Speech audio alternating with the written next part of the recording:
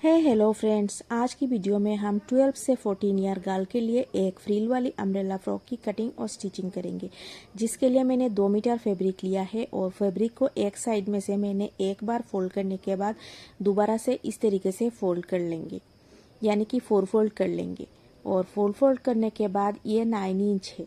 अब ऊपर हम इसकी शोल्डर डालेंगे। यहाँ पर 6.5 पर मैं शोल्डर डालूंगी और यहाँ पर हमें हाफ इंच शोल्डर को डाउन कर लेना है। अब इस डाउन पॉइंट से हमें 6 इंच पर आर्म होल के लिए मार्क लगाना है। और चेस्ट का 1/4 है 8.5 इंच, और जिस पर हम सिलाई मार्जिन का एक्स्ट्रा 1 इंच ऐड कर लेंगे यहाँ पर। अब ऊपर से हम इसकी लेंथ में रखूंगी टॉप पार्ट की 13.5 इंच, और हाफ इंच एक्स्ट्रा लेते हुए 14 पर हम मार्क लगाएंगे। और यहाँ पर वेस्ट का 1/4 मैं डालूंगी 7.5 इंच, तो 7.5 पर मार्क लगाएंगे।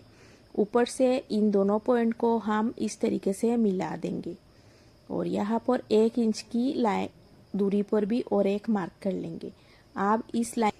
अब आर्म होल डालने के लिए इन दोनों पॉइंट्स को हमें इस तरीके से मिला देना है और यहाँ पर इसकी मिडिल पॉइंट को हम मार्क कर लेंगे और फिर से हम यहाँ पर आर्म होल का शेप दे देंगे। और फ्रंट आर्म होल के लिए इस तरीके से हाफ इंच अंदर की तरफ और एक हम मार्क कर लेंगे। और इसकी नेक की विड्थ रहेगी 3 इंच यहाँ पर, और फ्रंट नेक की डेप्थ में रखूँगी 5 इंचेस। तो इस तरीके से 5 इंचेस का एक बॉक्स बना देने के बाद यहाँ पर हमें राउंड शेप दे देना है। 3 बाई 5 इंच का बॉक्स बनाने के बाद हमें राउंड शेप देना है। और बैक नेक के लिए मैं यहाँ पर 2 इंच पर मार्क लगाऊंगी और यहाँ पर भी हमें ऐसे राउंड शेप दे देना है।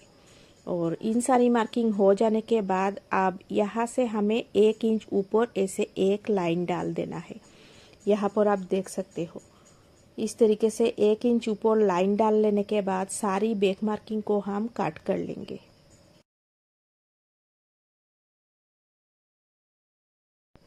तो देखिए यहाँ पर मैंने सारी बैक मार्किंग को कटिंग कर लिया है। अब इसकी फोल्डेड साइड में से हम 2 इंच पर टक्स के लिए मार्क लगाएंगे। यहाँ पर इस तरीके से हम एक नोच लगा देंगे। अब हमें एक पार्ट को यानी कि बैक पार्ट को यहाँ से हटा देना है। इस तरीके से हमें बैक पार्ट को हटा देंगे और जो फ्रंट का पार्ट है इसकी नेक और आर्म होल की हम शेप दे देंगे। और बैक पार्ट को लेंगे और यहाँ पर हमें हुक पट्टी के लिए 3 इंच पर इस तरीके से मार्क लगाना है और यहाँ पर एक सीधा काट में लगा दूंगी। बिल्कुल मिडिल पॉइंट पे हमें इस तरीके से एक सीधा काट लगा देना है यहाँ पर हुक पट्टी डालने के लिए। अब देखिए हमारी टॉप पार्ट की कटिंग हो चुकी है। अब हम इसकी नीचे की स्कर्ट पार्ट को कट करेंगे। इसके लिए मैंने बची हुई कपड़े को एक बार फोल्ड करने के बाद देखिए इस तरीके से हमें ट्रायंगल में इसे फोल्ड कर लेना है।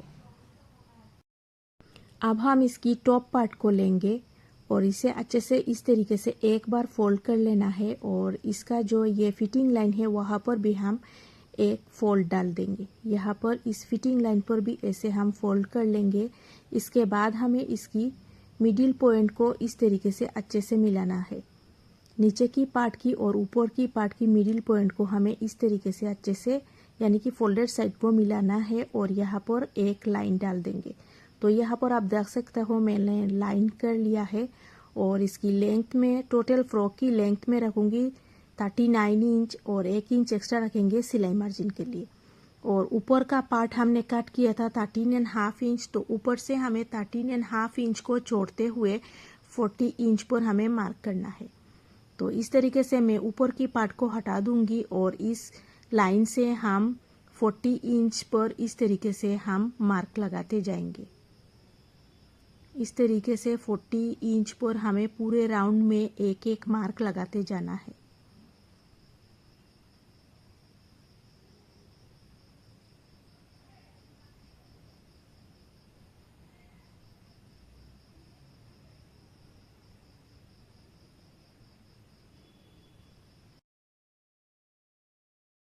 तो यहाँ पर मार्किंग हो जाने के बाद आप देख सकते हो हमें कुछ कपड़ा यहाँ पर कम आ रहा है, तो यहाँ पर हमें एक जॉइंट डालना पड़ेगा। और इस तरीके से हम ऊपर और नीचे की हिस्से को काट कर लेंगे और नीचे की हिस्से की इस पीस को हमें इस तरीके से यहाँ पर रखना है और सेम टू सेम हमें काट कर लेना है। तो यहाँ पर काट करने के बाद देखिए हमें इस तरीके की 2 पीसेस मिल जाएगी। अब इन पीसेस को हमें इस तरीके से रखना है और यहाँ पर जॉइंट कर लेना है और जॉइन हो जाने के बाद कुछ इस तरीके से आएगा तो हमारी स्कर्ट पार्ट भी रेडी हो जाएगा। अब हम इसकी स्लीव्स की कटिंग करेंगे। इसके लिए देखिए ये हमारे पास कुछ ही पीसेस बचे हुए हैं। अब इनमें से हमें स्लीव्स और इसकी फ्रिल निकालना है। तो स्लीव्स के लिए मैं इस तरीके से एक बार कपड़े को फोल्ड कर लूँगी और यहाँ पे मैं इसकी स्लीव काफ़ी छोटा रखना है, तो यहाँ पे इसकी चौड़ाई में 8.5 इंच रखूँगी। 8.5 इंच स्लीव्स का चौड़ाई रहेगा और 5 इंचेस ही हम इसकी ऊंचाई रखेंगे। तो यहाँ पर 5 इंच पर मैं इस तरीके से मार्क लगा दूंगी और जो खुला हिस्सा है वहाँ पर 3 इंच डाउन पे हमें एक मार्क करना है और यहाँ से हमें इसकी नीचे की राउंड 5 इंचेस है और 1 इंच एक्स्ट्रा ले रखते हुए यहाँ पर हम अपनी स्लीव्स की मार्किंग कर लेंगे और इनको हमें कटिंग कर लेना है। तो देखिए मैंने यहाँ पर 5 इंचेस के साथ और 1 इंच एक्स्ट्रा रखा है। अब जो कपड़ा बचा हुआ है इसमें से हमें 5 इंचेस की पट्टियाँ निकालना है। तो इस तरीके से मार्किंग करते हुए हमें तिरछा पट्टी इस तरीके से 5 इंचेस की जितना हो सके हम निकाल लेंगे, क्योंकि हमारे पास कपड़ा सिर्फ 2 मीटर ही था। इनमें से हमें जितना हो सकेगा हम उतना निकालेंगे। इस तरीके से मैं 5 इंचेस की पट्टियाँ निकाल लूँगी।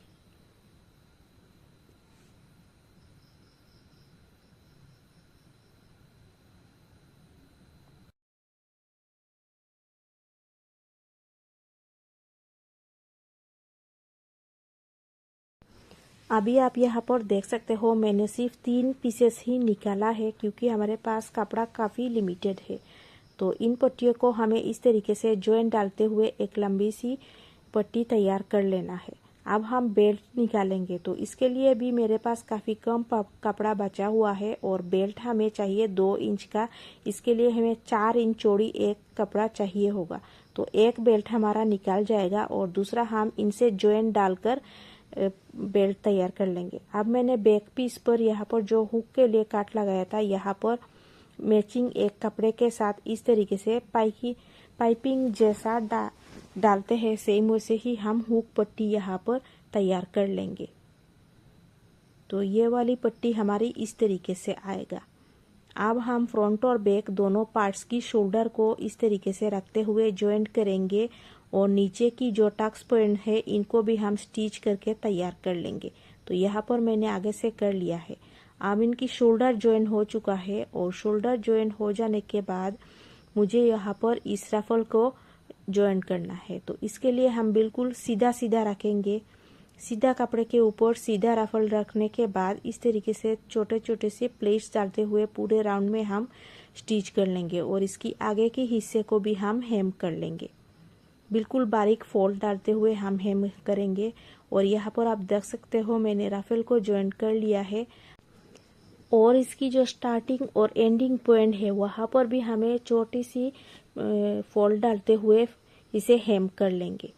अब हमें इस नेक पर पाइपिंग करना है। इसके लिए मैंने 2 इंच चौड़ी ऐसी अरेब पट्टियाँ लिया हुआ है इसकी मैचिंग कलर का। अब इस पट्टी को हम इस नेक की रॉन्ग साइड पे इस तरीके से रखते हुए हम यहाँ पर इस तरीके से अच्छे से मिलाते हुए रखेंगे और पूरे राउंड में एक बार स्टिच डालने के बाद इसे फोल्ड करके हम इसकी राइट साइड पर इस तरीके से हेम कर लेंगे। तो यहाँ पर आप देख सकते हो नेक को भी मैंने हेम कर लिया है अच्छे से यहाँ पर पाइपिंग पट्टी के साथ। अब हम इसकी स्लीव्स जॉइन करेंगे। इसके लिए हम बिल्कुल शोल्डर पॉइंट के साथ स्लीव्स की मिडिल पॉइंट को ऐसे मिलाते हुए रखेंगे और दोनों साइडेड पे स्टिच डालते हुए दोनों स्लीव्स को हमें जॉइन कर लेना है। तो देखिए यहाँ पर स्लीव्स भी जॉइन हो चुका है। अब हम इसकी नीचे स्कर्ट पार्ट को जॉइन करने के लिए इसकी मिडिल पॉइंट को इस तरीके से मार्क कर लेंगे और स्कर्ट पार्ट की भी मिडिल पॉइंट को अच्छे से मिलाते हुए इस तरीके से रखेंगे और यहाँ पर भी स्टिच करते हुए इसकी नीचे की पार्ट को हम जॉइन कर लेंगे। सेम हमें बैक साइड पर भी करना है।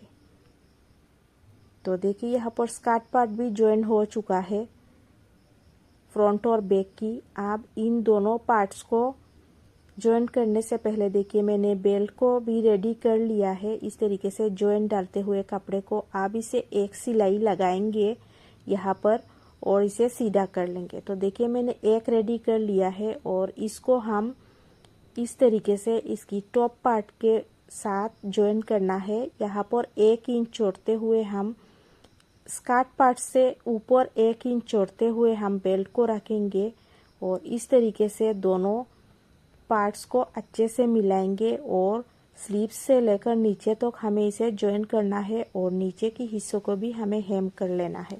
तो देखिए यहाँ पर मैंने इसे जॉइन कर लिया है और सीधा होने के बाद ये कुछ इस तरीके से इसकी बेल्ट जॉइन हो जाएगी।